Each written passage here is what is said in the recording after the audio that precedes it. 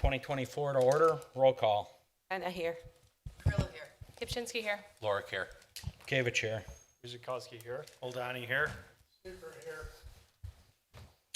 Okay. We'll get us to approval of minutes of March 26, 2024.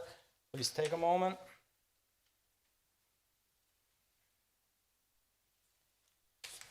And when you're satisfied, no omissions, errors, corrections, or discussion, motion. Seifert moves to approve the minutes of March 26, 2024. Lorick seconds. Roll call. Anna, I. Grillo, aye. Kipchinsky abstains. Lorick, aye. Kavich, aye. Guzikowski, aye. Oldani, aye. Seifert, aye. Okay. Review and discuss report on recent common council actions. There were none. That's easy. Review and discuss recent Board of Housing and Zoning Appeal actions. Carrie?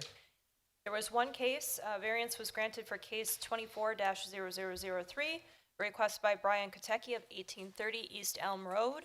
It was a variance from the section which states the garage may be set ahead a maximum of 5 feet from the front facade of the home, inclusive of porches, bay windows, or other minor projections. As proposed, the garage was intended to be set ahead of the front porch by 9.5 feet. The Board of Zoning Appeals heard all testimony, which was basically just the applicant or the appellant at that time. There were no neighbors present in favor or against. The relief was due to the proposed home location being in excess of 700 feet from Elm Road, and existing and proposed homes being more than 200 feet from the property line. The BOZA considered this to be an exceptional circumstance. Permits had been issued for the home back in 2011, but due to unforeseen circumstances, the home had not been constructed. So this was part of the deliberation that the Board of Zoning Appeals took, and they found in favor of the appellant and granted the variance. Any questions? Be happy to answer them. Any questions for Carrie on the decision? Okay, seeing none, we'll move on to item 6. It's review and discuss the report on the recent quarterly Parks and Recreation Commission actions. We will receive that report April the 23rd, 2024. And just as a note, I will not be present for that meeting. So please let Carrie know if you're going to be available so we know we have a quorum. That will get us to new business in item 7A and its conditions and restrictions. And we will review that as part of a request submitted by Allie Arnett, Creative Dance Studios, for a conditional use permit for an indoor health, athletic, recreation facility on the property at 7040 South 13th. Melanie? As noted, this item was previously discussed at the meeting in March for the conditional use permit for a dance studio on the property in an existing building. On the screen right now shows the proposed floor plan for the dance studio. There will be 3 studios, a locker area, and retail space. There will be no drop-off lanes. The applicant actually reached out to staff regarding the noted hours of operation on the drafted conditions and restrictions and would like to change them to 8 a.m. to 9 p.m. to accommodate for any weekend workshops and retail hours. If the Plan Commission has any questions regarding that change, I will defer to the applicant's answer. Any and all signage on the property will have to meet code requirements. Since the property has existing parking, any changes will need to be approved by the Plan Commission. Lighting and setbacks will need to meet code. And lastly, the duration is 10 years. With that, there's a suggested motion on screen. Thank you, Melanie. Would the applicant like to say anything, or you want to wait on any particular questions? Okay, she's indicated she will wait. We'll start off. Christine, anything? I have nothing. Dawn? No questions. Ashley? No questions, thank you. Greg? I have no concerns and I'm okay with the change to 8 a.m. to 9 p.m. Chris? I agree with Alderman Lorick. Don? No questions. And Fred? No comment at this time. I do not either. I'm glad to see another business coming to Oak Creek. So with that, we'll call for a motion. Seifert moves that the planning commission recommends that the common council adopts the conditions and restrictions as part of a conditional use permit for an indoor health, athletic, recreation facility on the property at 7040 South 13th Street. Hold on, seconds. Before I do the roll, I just failed to ask Fire. I know you had to meet with the applicant. Just not sure if you're there. Sorry about that, Mike. No problems. Mike Havey with Fire Assistant Chief. Oh, yeah, the review that we did, we now analyzed because of the change of occupancy type, so it did fit within the provision, so it is allowed for that use without a suppression system. That was just what we wanted to make sure that we analyze that properly. Great, thank you. Thank you for working with the city. Appreciate it. We do have a motion and a second on the floor. Roll call, beginning with Dawn. Kipchinsky, aye. Lorik, aye. David Chai. Guzekowski. Hold on, aye. Seifert, aye. And I. All right, congratulations. Item 7B, review conditions and restrictions as part of a request submitted by Rich Hansen, City Switch 2A LLC for a conditional use permit for a telecommunications tower on the property at 1805 East College. Gary? Thank you, Mr. Mayor. This is a return to the request for a conditional use permit for a telecom tower. It includes a 95-foot tall monopole with a 5-foot tall lightning rod in a 20 by 100 square foot lease area. This is also inclusive of the additional 20 by, the number is escaping me at the moment, gravel area south of that lease area. So this was recommended for approval at the March 26th meeting. On the screen right now is a close-up of the site plan. Again, this does have shared access with the existing curb cut and driveway on the property to the east, so we will need to have a copy of that shared access agreement that is part of the conditions and restrictions that we will now go over. And under section 3, uses allowed per code and per the conditions and restrictions by the zoning district. No outdoor storage of vehicles, equipment, merchandise, etc. allowed unrelated to and outside of the wireless telecommunications site. This will be fenced. No signs other than those required by law allowed for the use, and of course, the standard removal of snow and from the parking areas, walks, etc. That's on the property owner, although we don't have any parking for this particular facility. You'll note that this is on the railroad property, so there's no parking there at all. Going to section 4, access and parking, again, relating that we do need to have a copy of that shared access agreement with the property at 1815. That's the property immediately to the east, owned by We Are Energies. Any lighting on the property would have to conform to code, although none is proposed at this time. Bulk and dimensional setbacks. Other dimensional requirements are per the zoning district. However, I did want to include in here that the use itself will have a maximum pole height. I have in here 100 feet. That's inclusive of the 5-foot lightning rod. Also, the fence height, inclusive of the barbed wire, would be allowed up to 10 feet. We did note at the last Plan Commission meeting that although they had proposed, I believe it was a 6-foot fence with 1 foot of barbed wire on top, some of the mechanicals or the appurtenances would be over the top of the fence, so we just want to give that extra height to allow for them to screen that as much as possible. And then section 7, any kind of time of compliance would be in accordance with all statutory requirements and codes. With that, there is a suggested motion for consideration on the screen. Mr. Mayor. Thank you, Carrie. I'll invite the applicant up if he'd like to say anything before we go to the commission. Good evening. My name is Michael Long.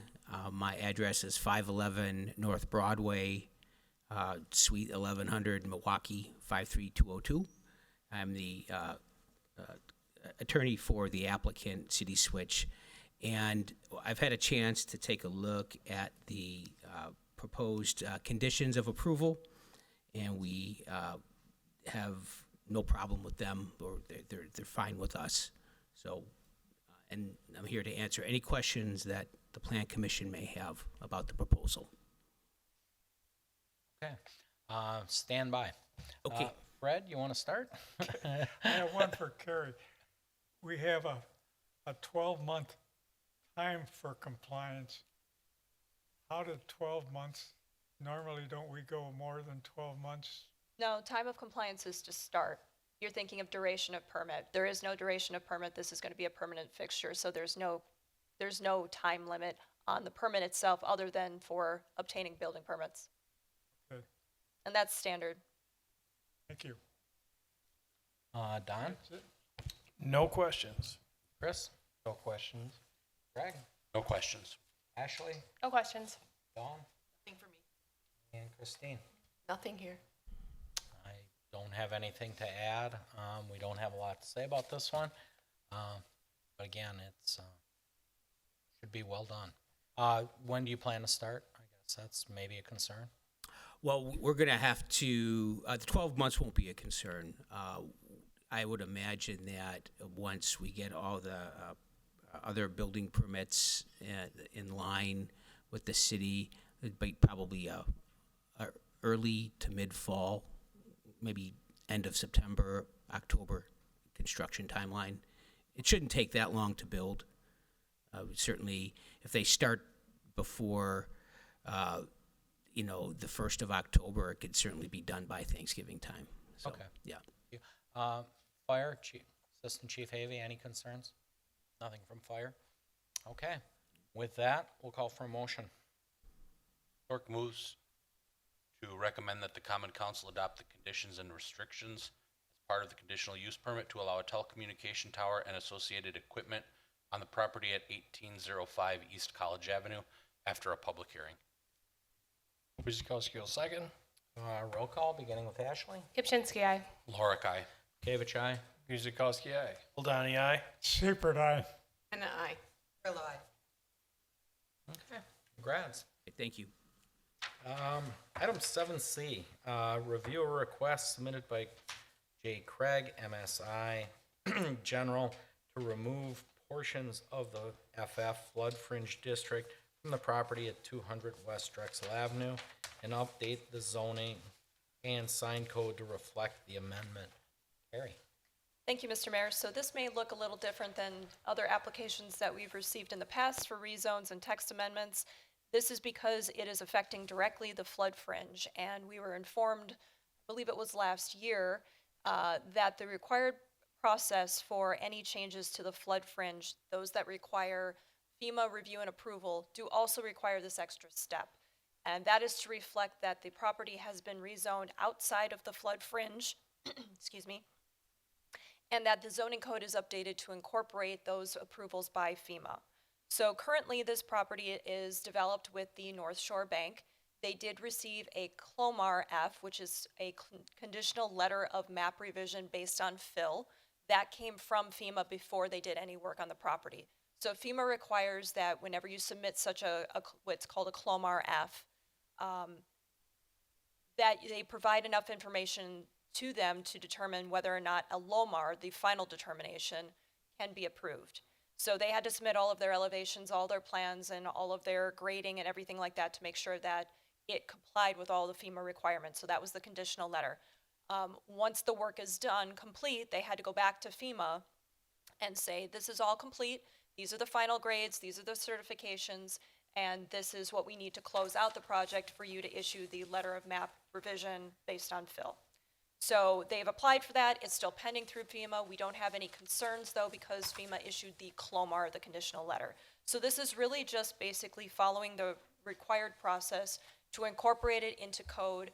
It is required by our code. It's required by the state. So DNR has also been informed of this. On the screen right now is just a close-up of the property. Again, these are the final grades. So this was sent to FEMA for their review and approval. And if there are any questions, I'd be happy to try and answer them. However, there is a suggested motion for consideration on the screen. Mr. Mayor. Thank you, Carrie. I think we'll just go right to the commission. It's pretty self-explanatory. So, Christine? I have no questions. Dawn? Ashley? No questions. Greg? No questions. Chris? No questions. Don, Same, no questions. Fred? Nothing here at this time. Okay, just out of courtesy, fire? Nothing. Okay. I have none, just one. Wouldn't this have been completed before we put a building on the lot? That's what the conditional letter of map revision was intended for. The Lomar actually has to come after the construction so that they can certify the final grade. Okay, thank you. If there's no further discussion, motion on 7C. Lorik moves to recommend to the Common Council that portions of the property at 200 West Drexel Avenue are rezoned to reflect the flood fringe boundaries approved by FEMA, and that Chapter 17 zoning and sign ordinance of the municipal code be amended to incorporate the changes to the floodplain following a public hearing. Guzekowski will second. Roll call, beginning with Greg. Lorik, aye. David, aye. Guzekowski, aye. Hold aye. Seifert, aye. Hannah, I. Fairwell, aye. Kipchinsky, aye.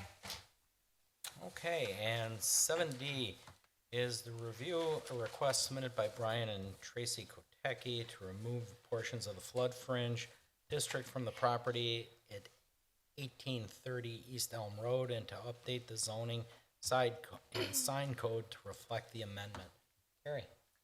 Thank you, Mr. Mayor. This is basically the same. I will note that there is one amendment to this, and that has to do with the Lomar that was actually issued back in 2009, and that was for the 3 properties, and I'll explain that in just a moment. But just to take a step back, the reason that we are looking at this now, a little bit different than the one that we just looked at before, this was actually a Lomar F, a letter of map revision based on fill that had already been issued by FEMA, but for various reasons that we don't really have the full picture on, it wasn't incorporated into the zoning code and the map back at that time.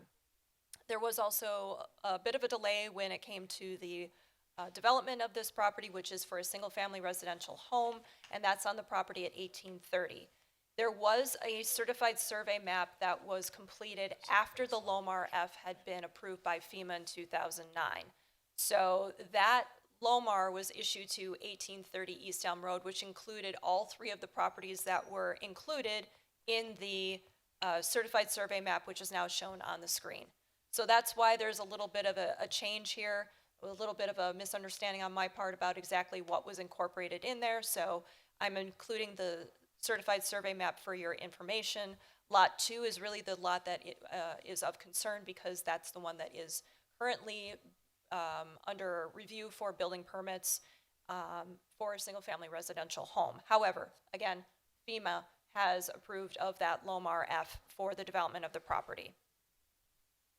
So if there are any questions with that, if I can explain anything a little bit clearer, please let me know. Otherwise, there is a suggested motion on the screen for consideration. Mr. Mayor.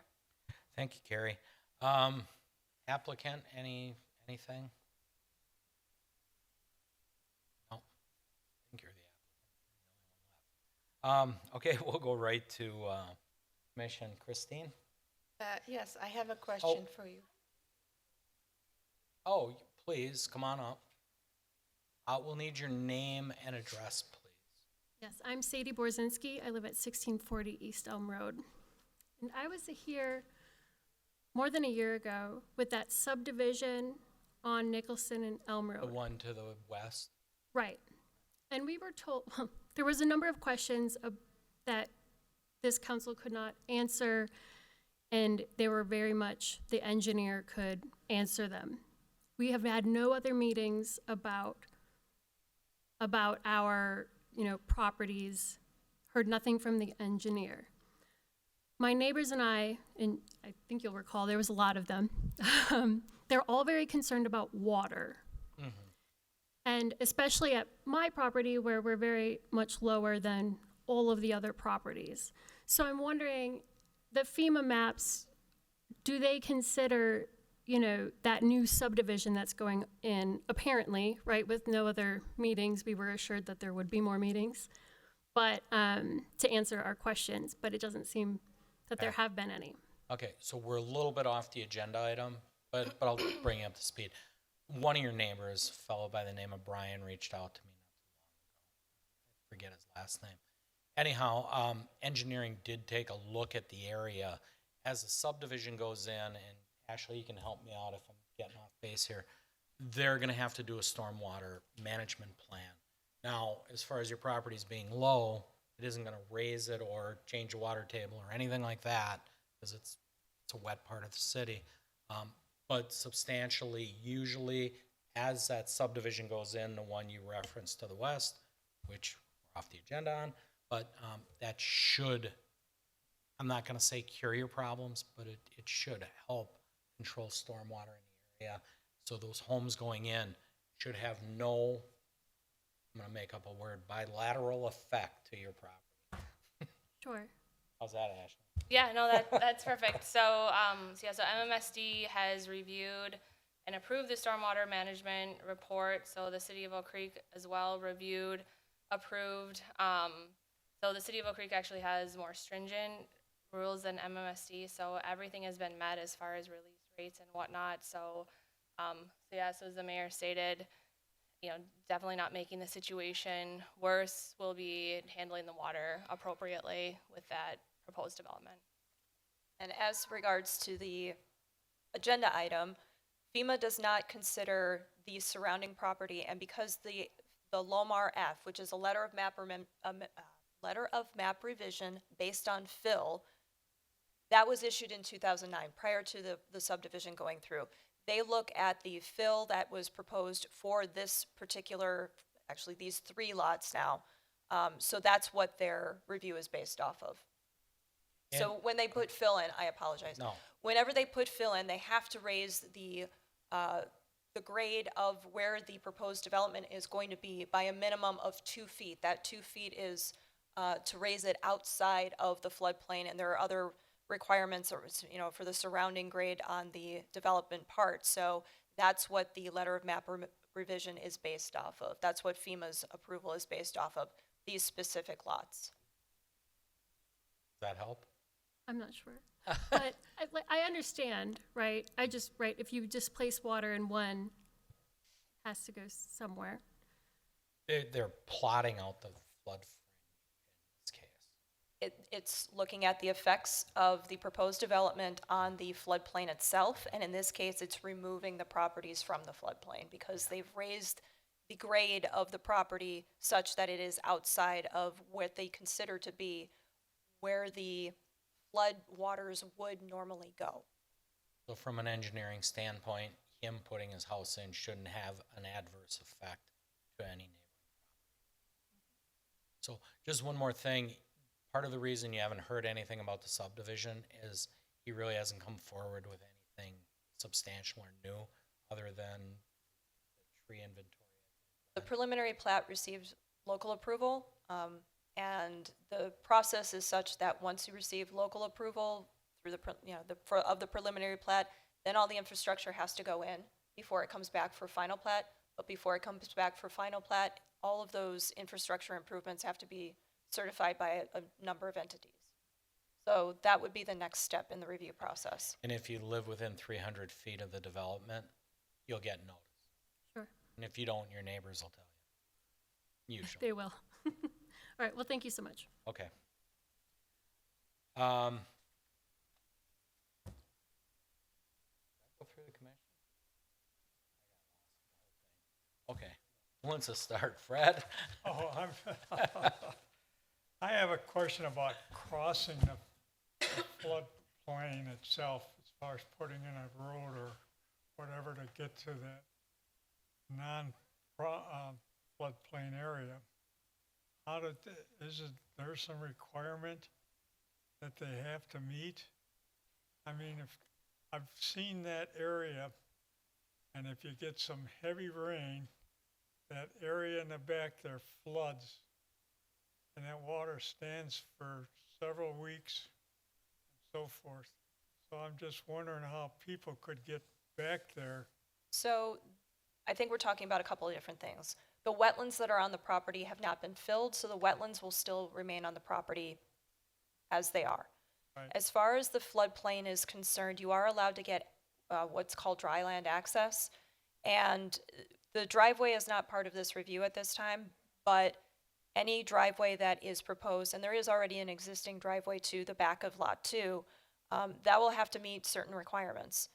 It's not necessarily that they couldn't have a driveway to the area of the property that is determined outside of the flood fringe.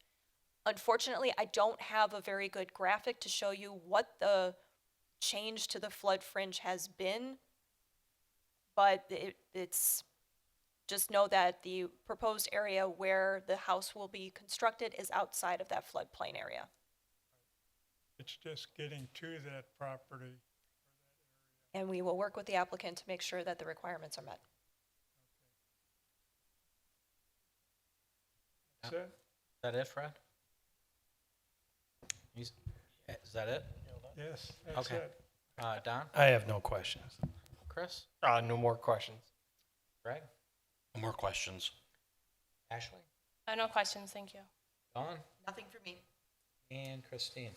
The wetland on lot 1, is it gonna remain? Sorry, I didn't understand. The wetland Yes. on lot 1, is it gonna remain? At this time, there has been no application to fill in the wetland area. Good, thank you. Okay. Out of courtesy, fire, anything? Nothing? Okay. I think it was all kind of talked about and hashed out. Fred asked a question, which was the glaring one, so if there's no more discussion, motion on D. Oldani moves that the Plan Commission recommends to the Common Council that portions of the properties at 1800, 1830, and 1900 East Elm Road are rezoned to reflect the flood fringe boundaries approved by FEMA, and that Chapter 17 zoning and sign ordinance of the municipal code be amended to incorporate the changes to the floodplain following a public hearing. Seifert seconds. Roll call, beginning with myself. Aye. Guzekowski, aye. Oldani, aye. Seifert, aye. Anna, I. Grillo, aye. Pchinsky, aye. Lorik, aye. Wonderful. We got through this one rather quick, so we will call for adjournment. Mr. Mayor, before you call for Yes. adjournment, I do have one announcement, and that is to introduce the Plan Commission to our new Community Development Director, Christy Oh. Porter. Sorry about that, Christy. Hello.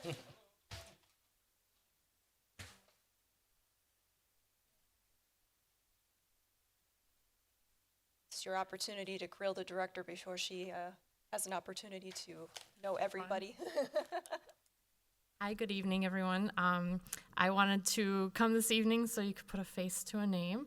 I have been honored to have the opportunity for the director position, the new Doug. and I just wanted to say thank you. It's been a pleasure. I'm 3 weeks in, about something like that now, and my head is spinning, but I am very confident. The City of Oak Creek has a really wonderful planning staff, and Carrie and Melanie have been exceptionally wonderful and so knowledgeable, and so I thank them for for bearing with me and being patient with me. But the city has a lot of great opportunities, and I look forward to being a part of it. A little my background. I worked for the city of West Allis for just a little of 14 years, straight out of grad school, and then I worked for the city of Greenfield for the last 6 years, being the community development manager at the city of Greenfield most recently. And so I have a master's in planning, and I have started at the planner position and then just evolved over the years. I've worked in bigger redevelopment projects, TIF districts, worked with community development block grant funds, supervised the housing office with the city of West Allis. So a wide variety of planning type projects. And if you have any questions for me, I'm happy to answer them. Otherwise, thank you for the opportunity to introduce myself, and it's nice to meet all of you. Excellent. Any questions for Christy while she's there? Cool. Okay, with that, adjourn. I think we're close on a record. Grillo moves to adjourn at 6:34. Seifert seconds. Roll call. Chris, start us off. Guzekowski, aye. Oldani, aye. Seifert, aye. Anna, I. Grillo, aye. Pchinsky, aye. Lorik, aye. Gavich, aye. All right.